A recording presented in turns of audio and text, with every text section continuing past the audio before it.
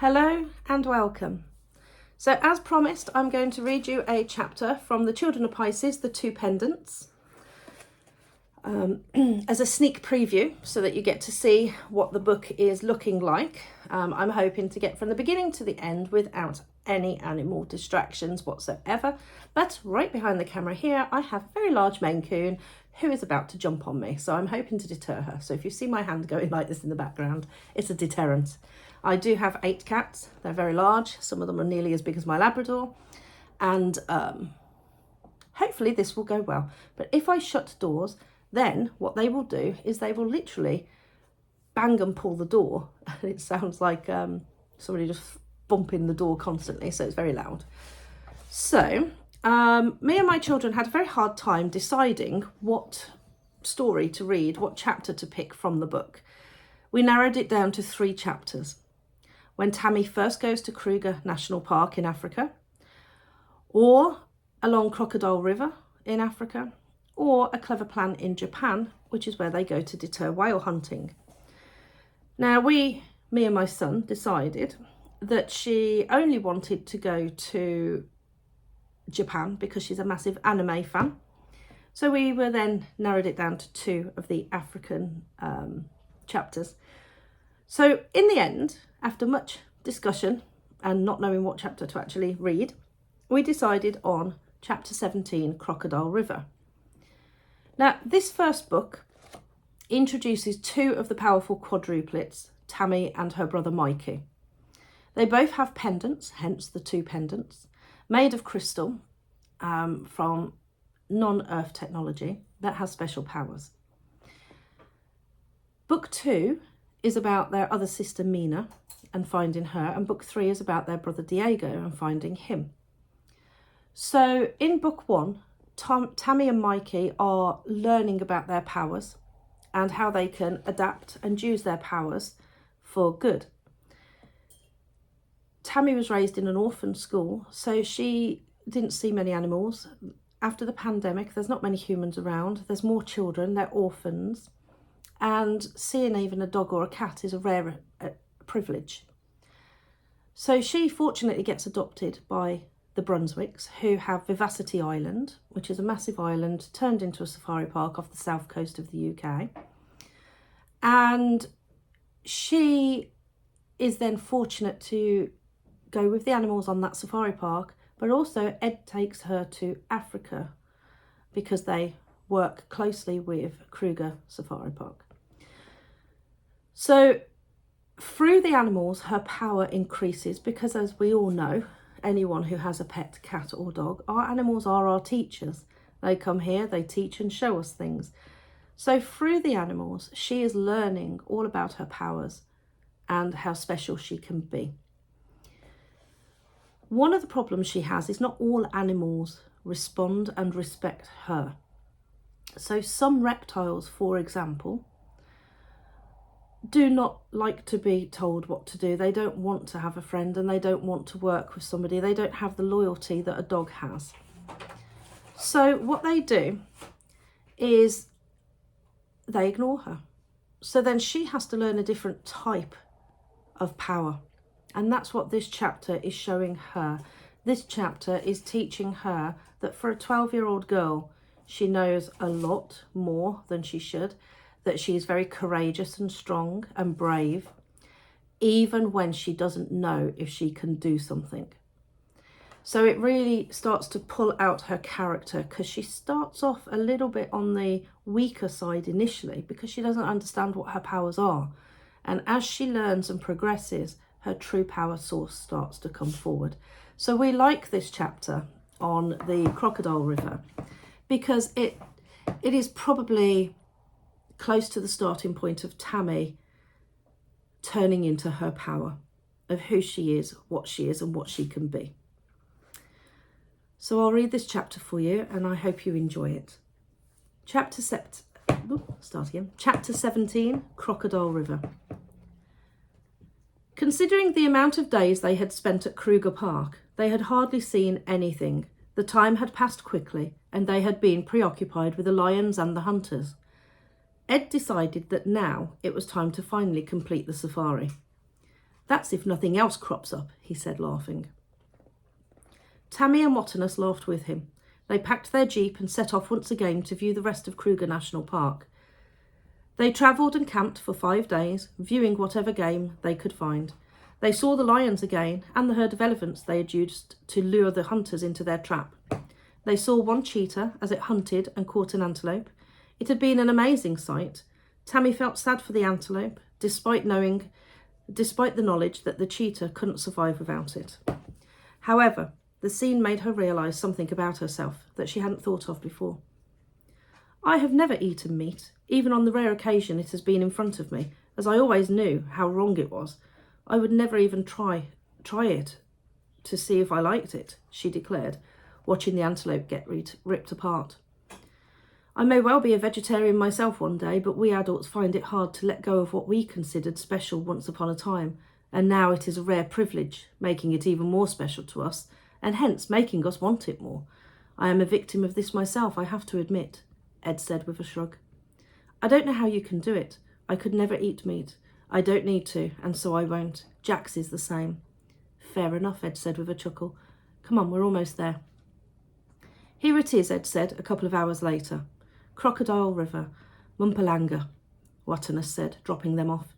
He had agreed to drive the jeep, taking Sirocco and Jet with him, while Ed took Tammy along the river on a rather old-fashioned boat. They were to meet up at the end of the day. It was soon obvious why the river was called Crocodile River. The water didn't look very clean and was full to the brim with crocodiles. They weren't the only ones on the boat. Also travelling was a man, his wife and their 3 children, aged 1, 3 and 5, who were all visiting from India. 2 obviously rich male students from Hawaii, who were presently travelling the world, a husband and wife from France, and a woman from Florida with her 4-year-old boy. And the 2 male crew members were also on board. Tammy thoroughly enjoyed the first hour of the cruise. Everyone on the boat held onto the rails and watched the numerous hippos and crocodiles, both in the water on the side of the riverbank. They all laughed as a hippo popped up out of the water and opened his large mouth, showing a few stumpy teeth. Tammy smiled as she saw the ears and eyes of another hippo as it hid almost completely under the water. The crocodiles swam lazily, almost as if they were floating logs. It really was a wonderful experience. The sudden outbursts of laughter from the children made the adults smile, and Tammy felt an instant of awkwardness as she wondered whether she was an adult or a child. She didn't feel as if she was either, somewhere in between. It was one of those moments when Tammy felt she didn't fit in anywhere. It was while she was pondering on this thought that the peacefulness of the cruise abruptly ended and was replaced by a sudden surge of fear. The Indian boy decided it would be fun to climb over the rails of the boat and hold on from the opposite side, partly to show off to his younger brother. His parents didn't notice what he was doing until he had actually done it. "Oh my goodness!" the boy's mother screamed and raced towards her son. The scream made the boy panic and he let go of the rails. His parents watched in horror as he fell into the water. Several crocodiles heard the splash as the boy hit the water and swam from the riverbank towards the boat. Everyone on the boat froze with fear. They didn't know what they could possibly do to save him. The sides of the boat were too high for them to be able to reach over and pull him out. The crew were too scared to jump into the water, and so were the other passengers on the boat. "Do something! Help him!" the boy's mother screamed hysterically. They couldn't see the crocodiles anymore. They had disappeared under the water, heading towards the boy, who was barely able to swim and kept going under. The boy's father, thinking he could do nothing else, started to climb over the side of the boat, about to dive in next to his son. He was scared. He paused when he saw something out of the corner of his eye, followed by a loud splash.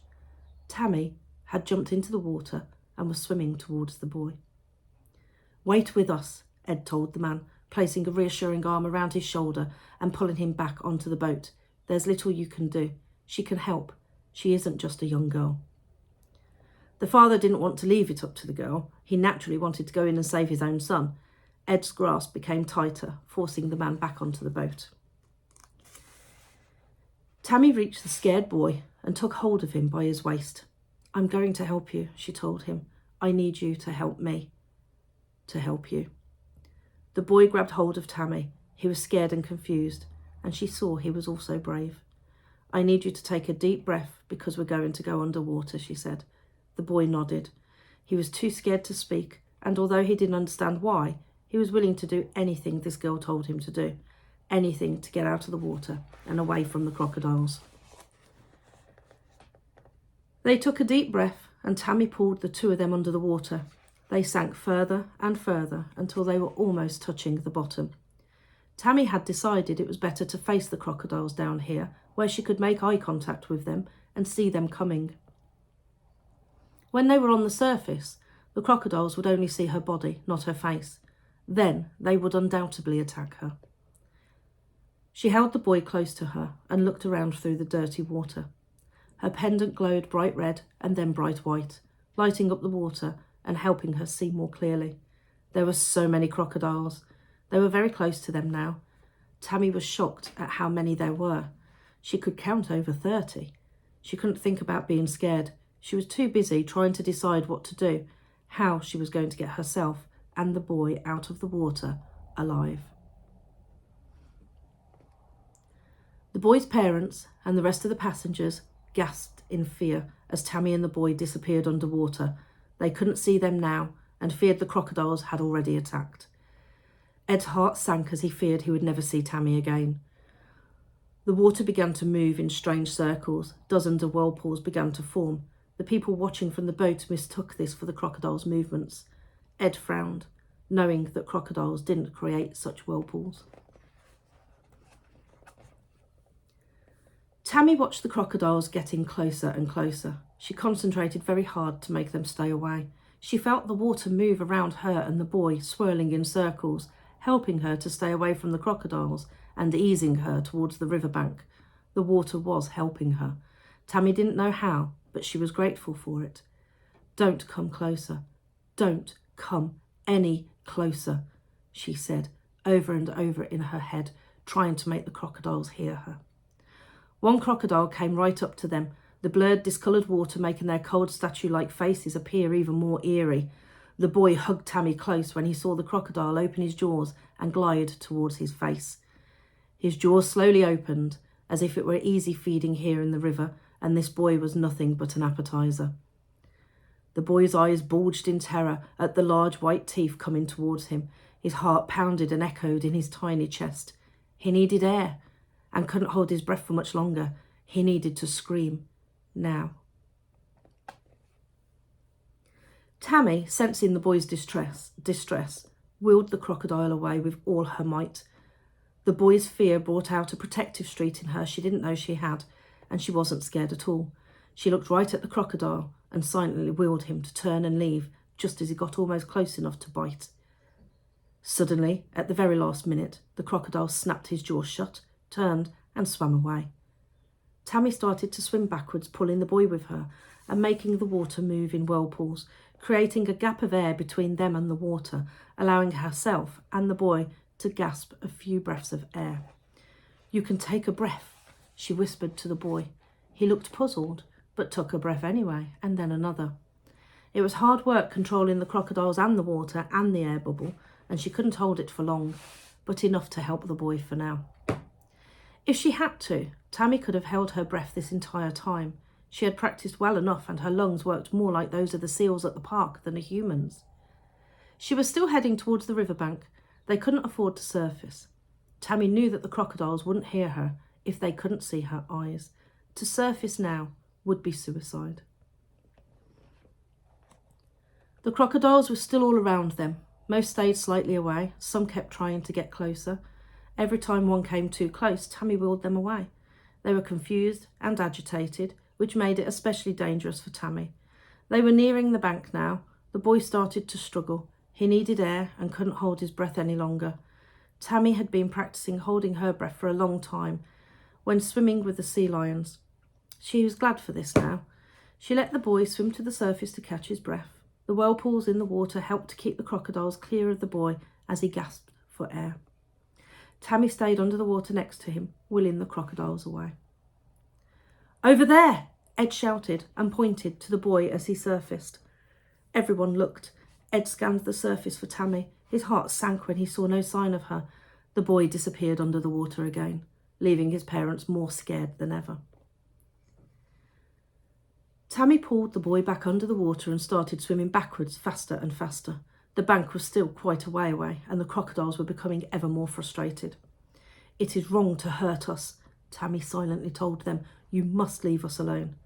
The crocodiles started to understand. They were keeping their distance now. Eventually, they realised that they had to stay away. They no longer tried to attack because they knew it was useless. They couldn't hurt these people.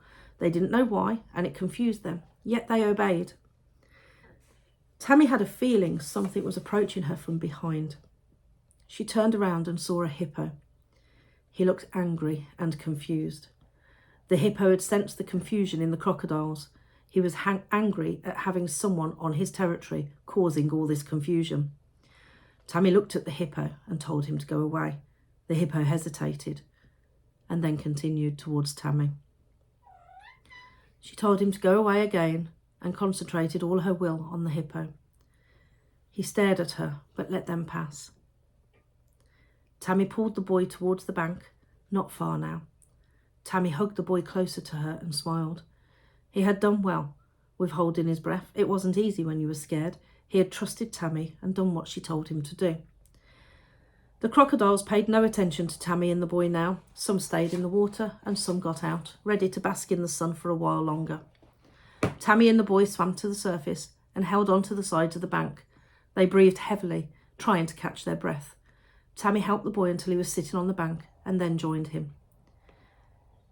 Ed breathed a sigh of relief as he saw Tammy. It had only been a matter of minutes since the boy had fallen into the water, and yet, to everyone involved, it had felt like hours. Tammy waved at the boat and smiled with relief when she saw it turn and head towards her. Ed and the boy's father jumped off the boat and joined the pair on the bank. The boy's father grabbed hold of his son, kissing his face and checking him for any injuries.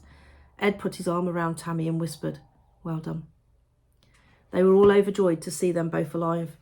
They got back on the boat and the boy was quickly reunited with his mother. She cried as she held her son. "I thought I'd lost him," his father told Tammy, unable to hold back his tears. "I don't know how you managed to do it. I thank you with all my heart." Tammy choked up, biting her lip to stop the trembling. A lump rose in her throat, rendering her unable to speak as the tension of the past few minutes started to weigh upon her. "That was very brave of you," Ed told her. "The boy was brave," Tammy said. "He was so brave. What is your name?" "His name is Sanish," his mother said. Sanish was in shock and couldn't speak. One of the crew members brought blankets to wrap around them. "You are a crazy girl," he said as he handed Tammy a blanket. "How did you manage to get to the bank with all those crocodiles there?" Sanish's father asked. Tammy was too tired to explain and didn't want to tell him how she whirled the crocodiles away. He wouldn't understand. "I don't know. I guess I was just lucky," was all she said. "You must be tired. Sit down," Ed told her. "I think maybe we've had enough excitement for one day," said one of the crew members. "Let's head back early." The other crewmen agreed. They were all shaken up from the experience, especially Sanish. He would have to go to hospital because he was clearly suffering from shock. Tammy sat next to Ed, resting her head on his shoulder as she stared at the river. She was exhausted and shaken. It had been too close an encounter for her liking. She closed her eyes and pretended she was back at the safari park, swimming with Jax, feeling his warm smile and that warm glow she felt when she was around him. She felt safe there. Tammy was glad to see Sirocco and Jet waiting for her when they returned from the cruise. Sanish was still in shock. He managed to give Tammy a kiss on her cheek and say goodbye before he was taken to hospital. "We can never thank you enough for what you did," his father told Tammy. Tammy smiled as he kissed her on the cheek. Sanish's mother was too upset to speak. Instead, she grabbed Tammy and gave her a tight squeeze before walking away with her family. Ed smiled with pride at Tammy, who was walking over to Sirocco and Jet. She embraced them both and then climbed onto Sirocco's back. She rode Sirocco alongside the jeep, occasionally disappearing for a short canter. Their time in Africa was over. Ed decided that evening, and they should return to Vivacity Island the following day. They made their goodbyes quickly, and Tammy felt heartbroken at having to leave. They would spend one last night with Watanas at the Rangers' camp. "We'll be coming back regularly," Ed reassured her. "I don't want to go. There is so much I haven't seen yet." "You'll see it all eventually," Ed said softly, his words offering her little consolation. As they boarded the hover plane, Tammy could hear the animals crying out to her. She stared out of the window and watched Africa disappear. A tear rolled down her cheek, followed by another, and then another. Ed took hold of Tammy's hand and gave it a gentle squeeze. He understood how she felt. He couldn't help wondering if one day Tammy would return to Africa for good. So I hope you enjoyed that sneak preview of the book. It's now available from all bookshops, all retailers, Waterstones, WH Smith, local bookshops, Amazon. Hopefully you can buy it direct from my website, rachelroofholistic.co.uk/my-writing. There are secure PayPal and credit card payments on there, and I can sign it and put a nice little bookmark in there for you and send it out to you. If you can't buy it direct from me, please support your local bookshops. They have had a hard time with the pandemic, with closures. So if you can't buy it from me, please go to your local bookshop and buy it from them. So hopefully you will enjoy reading this. There are many adventures throughout it, and thank you for listening. Have a great day.